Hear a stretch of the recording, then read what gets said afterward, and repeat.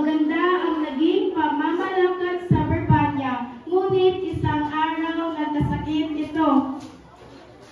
Malubha na ang sakit ng iyong ama.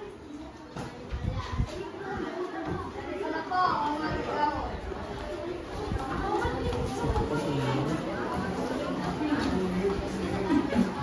Ang hari, mabigat at siya. Huwag kayong mawalan pag-asa, mga Kristiyano. May mabisang mo sa pagpapalimutan. Kailangan na matutukan ang Inirani mo sa butos na ba? Kita ito sa pinutin tao ng oras niya. Mga anak ko, hina na ako. Maaari niyo bang huliin ang ibon ngayon para sa akin? Nanahimik ang lahat.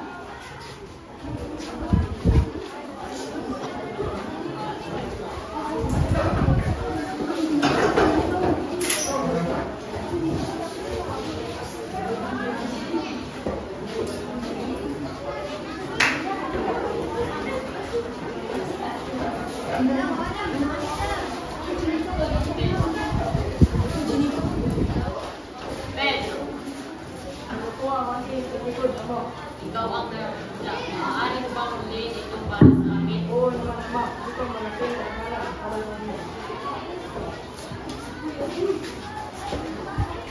At iyon na nga ang nangyari. Naglakbay si Don Pedro papuntang bundok Tabor, sakay ng isang kabayo. Sa kanyang paglalakbay ay namatay ang kabayong sinasakyan at nagpatuloy na lamang siya sa paglalakad at nang marating niya itong bundok.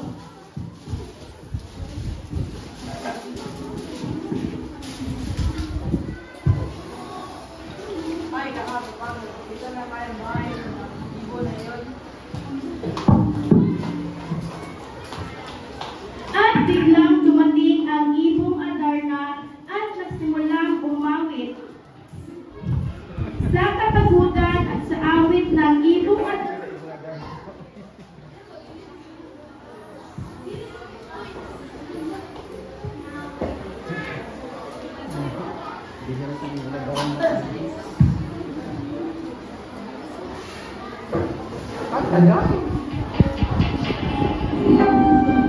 sa kapagutan at sa awit ng ibong Adarna, nakatulog si Don Pedro. Ang ibon ay huminto sa pag-awit, ngunit may ugaling magbawas.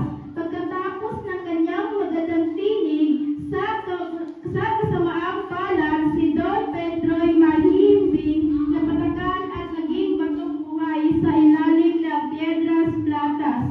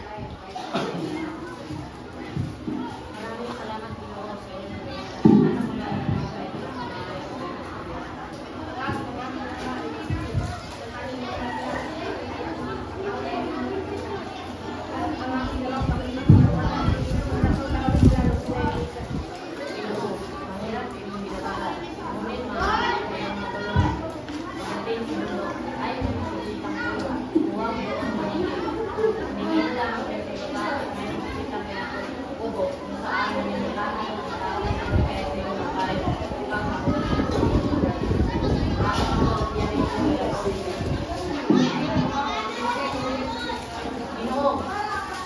Inom. Nang marating ni Don Juan ang bundok Tahor, nakita niya ang sinasabi ng leprosong matanda sa kanya. Nakita niya ang upo at nagtungo doon.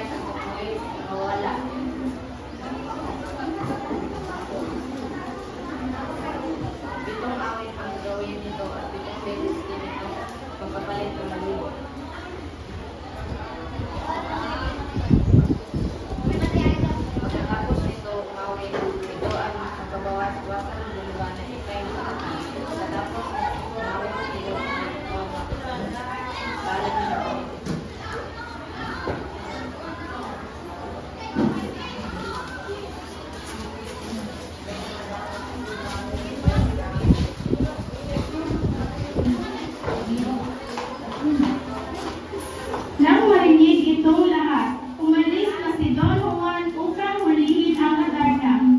Nang dumating ang ibong Adarna, lahat ng utos ay kanyang ginawa. Sa bawat awit ng Adarna, sinusugatan ng palad niya at sinasagad ito ng raya. Sa sobrang hapdi, siya ay nagising. Itong sugat ang natamo niya. Naiwasan niya ang ipon ng ipon at nag-reprise niya ng mahimbing na ito.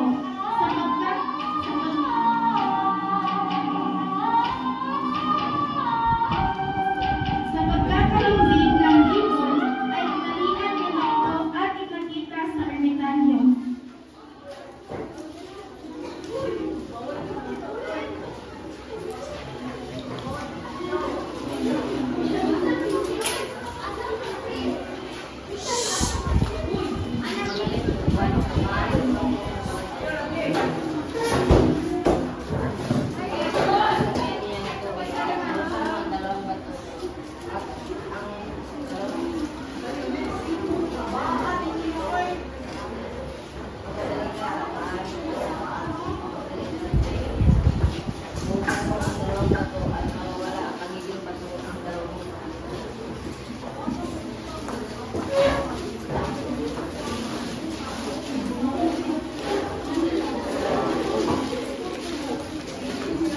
Iyon nga ang ginawa ni Don Juan. Naging taong muli sila Don Pedro at Don Diego. Bumalik silang tatlo sa bahay ng ermitanyo upang magpasalamat. Umuwi sila ng sabay-sabay.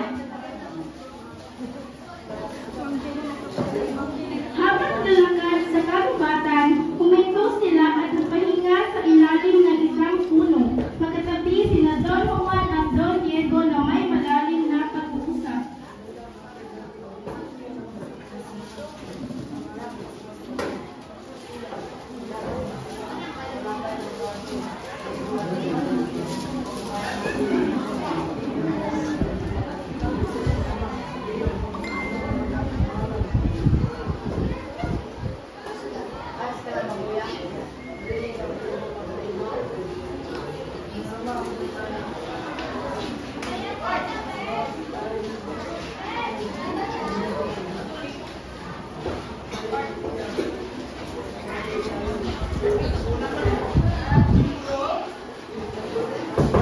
Hoy!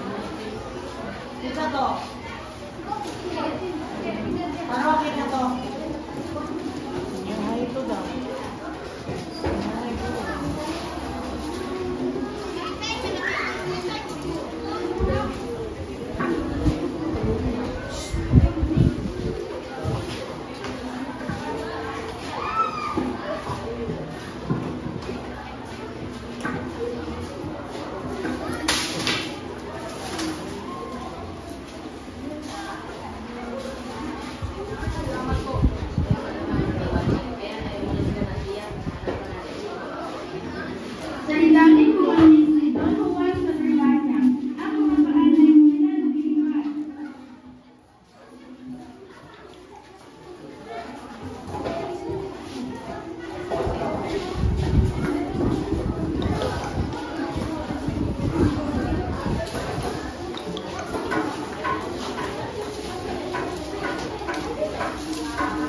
Noong dumating si Don Diego at Don Pedro, inilagay nila ang ibon sa tabi ng kanilang ama. Maligayang pagbalik mga anak, saan ang gusto niyo kapatid? Hindi ko namin alam, Ama. Pipilitin ni Don Pedro at Don Diego na umawit ang ibong Adarna at kahit ang gawin nila ay ayaw itong umawit. Ngunit biglang dumating si Don Juan.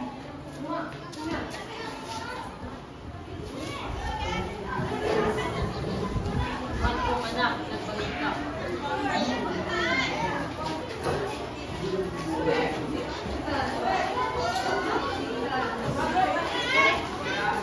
Hindi lamang ang hari ang sumigla, nasumigla na din umawit ang Adarna.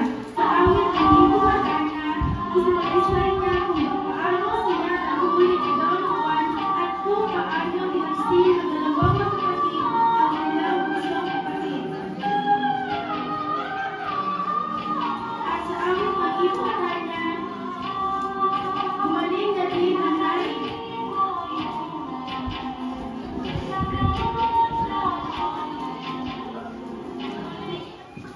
Ano ginawa ko sa inyong kapatid? Bakit nagkakaroon ng dapat sa iyo ang magmahalan ng ayaw alawain mga kapatid? Ama, makapasal. Sila ko tinatawag ko. Ako na pag-uwi sa mga. Ako na pag-uwi na pagsuya. Ako ngayon ang inyong nais tawarin mula din sila. Ang tatlo kong anak ay siyang pabor. Ang nais kong makagawa sa inyong makibantayan naman ng inyong. Opo, Ama.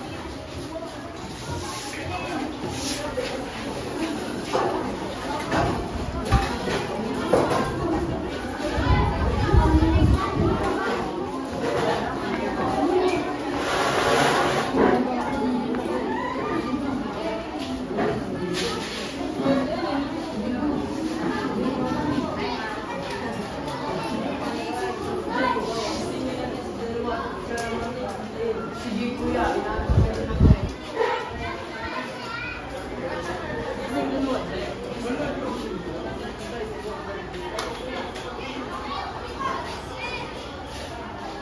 Nakatulog si Don Juan at pinakawala ng dalawang prinsipe ang ibon.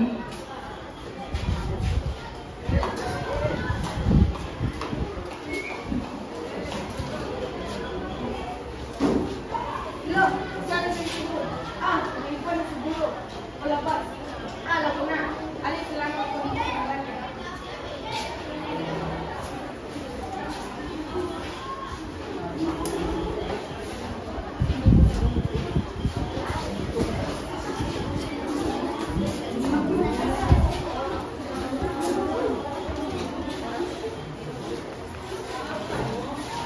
Don Pedro, Don Diego, Don Juan.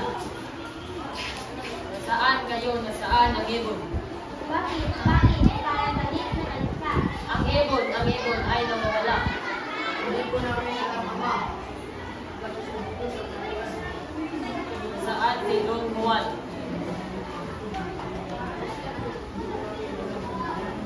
Dinuan ko ang tayo. Hanapin ninyo siya, magpadali kayo at hanapin ninyo siya.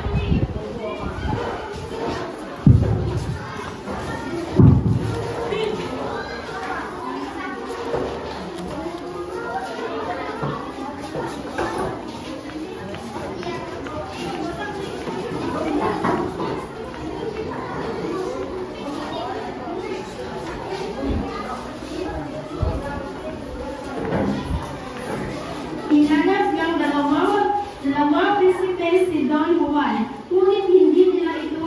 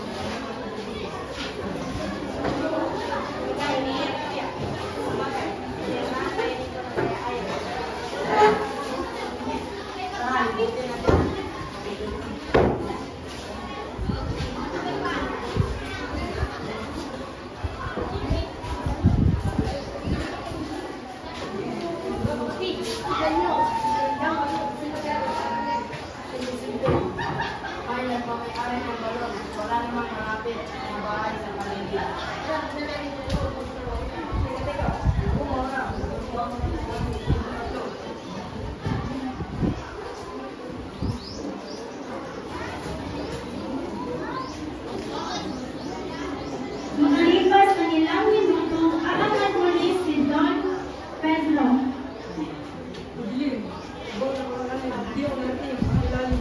Ako na.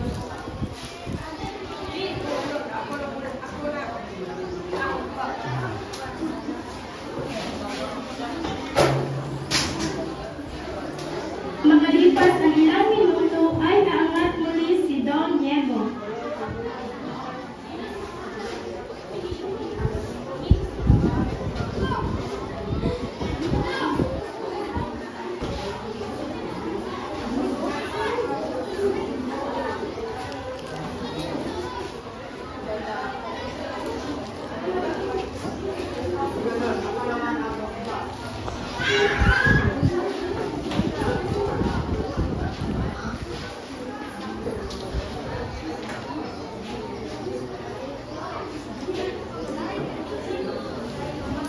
Makalipas ang ilang minuto ay angat muli si Don Diego.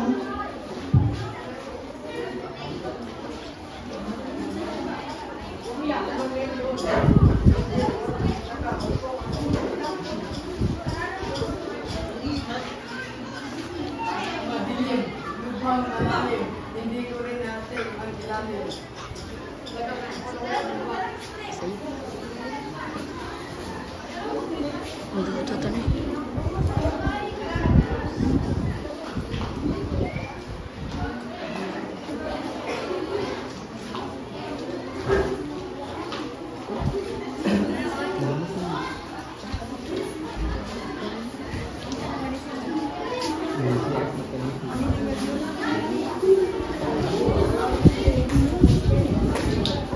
Si Don Juan lamang ang nakarating sa pinakailalim ng balon. Ang dalawa niyang kapatid ay muling nakadama ng pagkabaho. Sa ilalim ng balon ay mayroong harian. Isang harian na napakataganda. Sa harian iyon, naninirahan ng kapatid na parehong may bantay.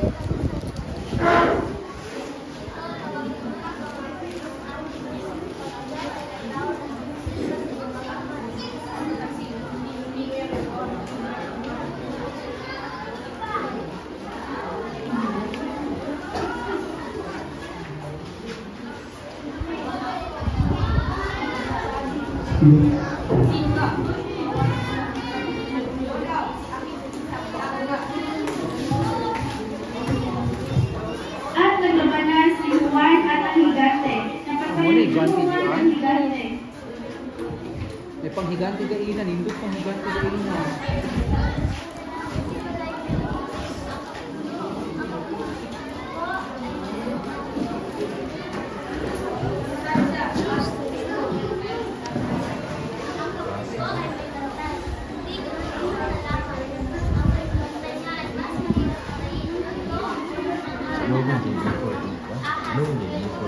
Si Diego na.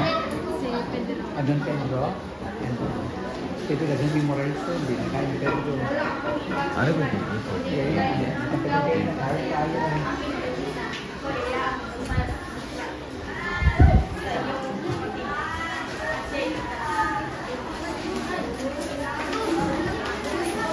Pagaling mo ni Juan. Nalungkot ang dalawang mag-irog pagdating ni Don Juan sa palasyong kinalagayan ni Prinsesa Leonora. Nabihag ito ng kanyang kagandahan. Tila ba nakalimutan na ang sintang minamahal.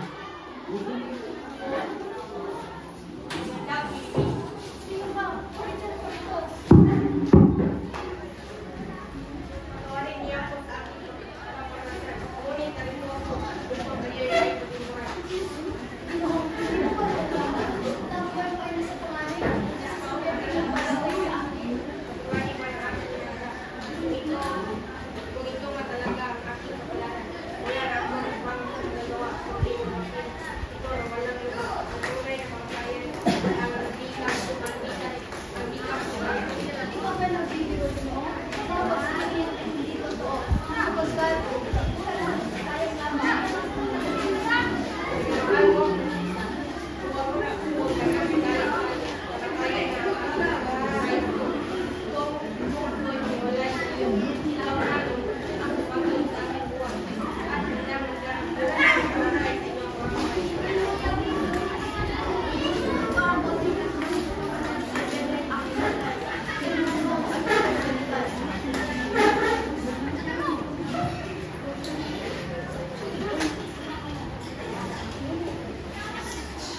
Sinalabang ni Don Juan ang ahas na bantay ng prinsesa.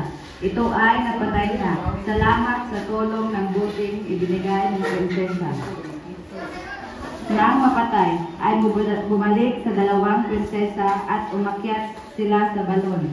Pagdating nila sa itaas, anong inggit ang nadama ng dalawang niyang kapatid?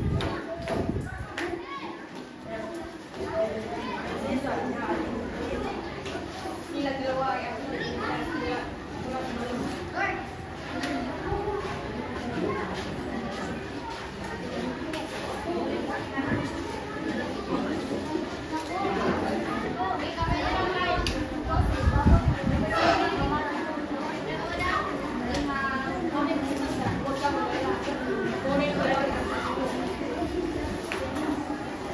Pagkababa ni Don Juan, ay agad nitong pinutol ni Don Pedro ang tali.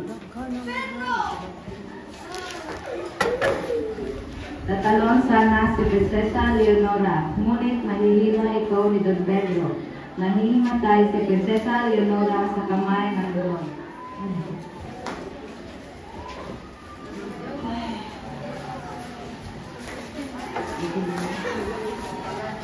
Umuwi ng Bourbania ang dalawang magkapatid. Doon ay kinasal si Prinsesa Juana kay Don Diego. Ayaw naman ipakasal ang kapatid niya si Leonora kay Don Pedro dahil ang mahal niya talaga ay si Don Juan Pirang. Sa kabilang banda, si Don Juan ay nahulog sa balon. Alabot na ibughang na karatay, pinagaling ng mahiwagang lobo na alam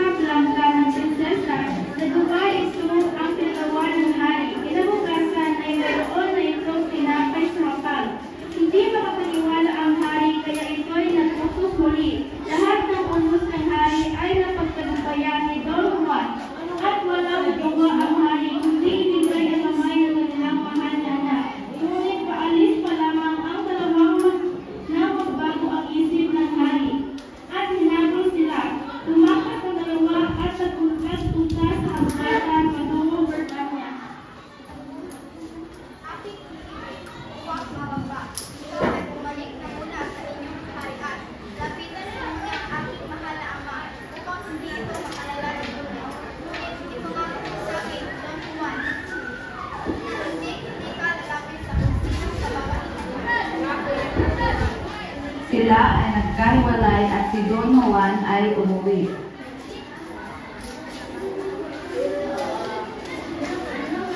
Natuwa ang buong harian sa kanyang pagdating, lalo na si Leonora, na nag-aantay sa kanya ng 7 taon. At habang masayang naghahapunan si Don Pedro, Don Diego at Don Juan, Prinsesa Leonora, Prinsesa Juana, Haring Fernando at Reina Valeria. The games? Manunod lang mag-intro o mag-games.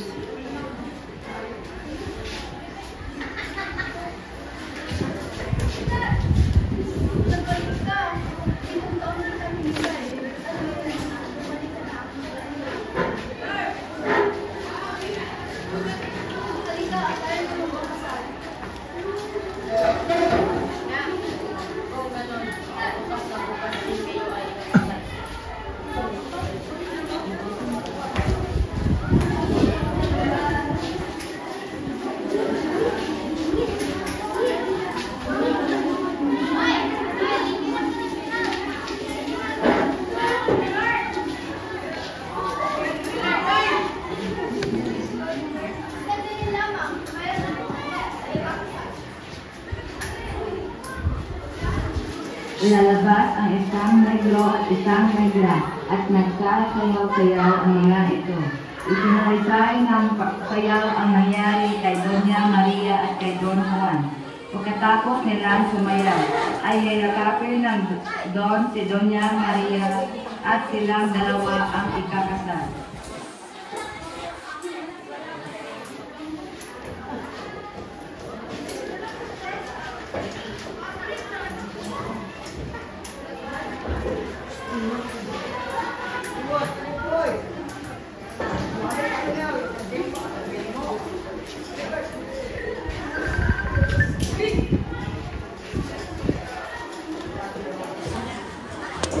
Pagi tahun kan.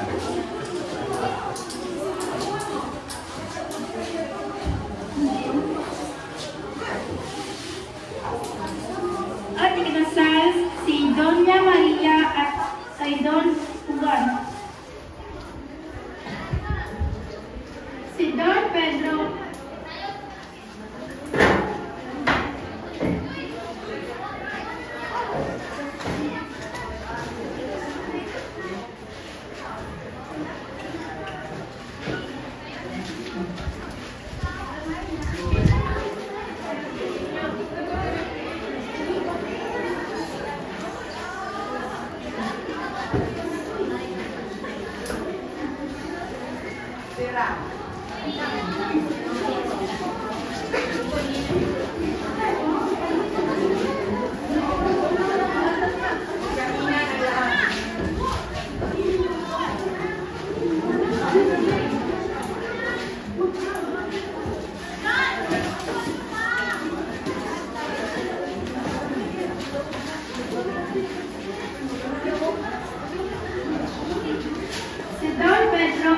Prinsesa naman ang nagkatuluyan